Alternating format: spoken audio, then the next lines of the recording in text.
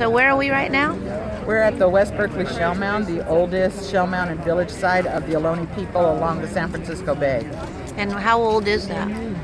According to archaeologists, it's over 5,700 years old. According to us, it's a part of our creation story, so we have always been here. So, and right now, what it is a parking lot, right? Right now, what you see above ground is a parking lot. What we know about our shell mounds is that whatever you shave off the top, there's thousands of years of history below, including our ancestors' bodies. And so we know that about all the shell mounds, and this is not any different. This first shell mound along the bay was a rich place for people to come. It was a place where our ancestors first put a fishing line in the bay. The first place our ancestors created a tule boat to go on the water. First places that baby laughed here and cried here, and it's a place that should be protected for all people that live here in the bay now. Right.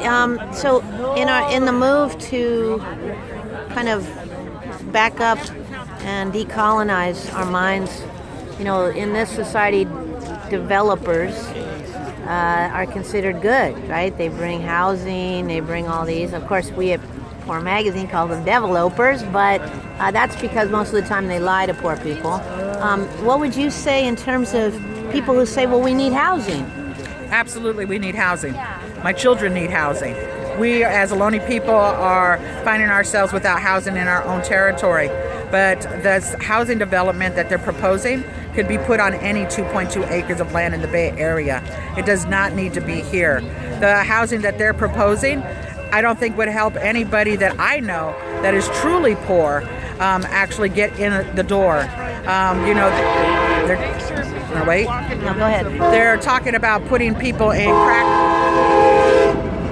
cracker boxes in rooms that are less than 500 square feet.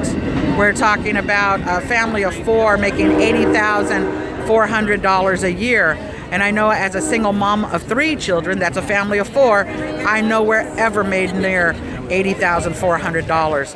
So I think that it's a hoax that people can't really afford these places, and they'll put luxury apartments on top of these people, and it's sad. And it's not about their development. Their development could go anywhere. They have investors, and they could buy land somewhere else, and they could put this up. If they really truly believe that this is affordable housing and helping the crisis in the Bay Area, then they would work with the Ohlone people to ensure that the sacredness of this land is protected, and that they would build this in other places. And not only that, but they would not build just affordable housing, but low-income housing, and take people off the ground and into homes. And so I don't believe that this tactic is correct. I believe that the developer used this tactic only because we would not say yes to what they had proposed to give us.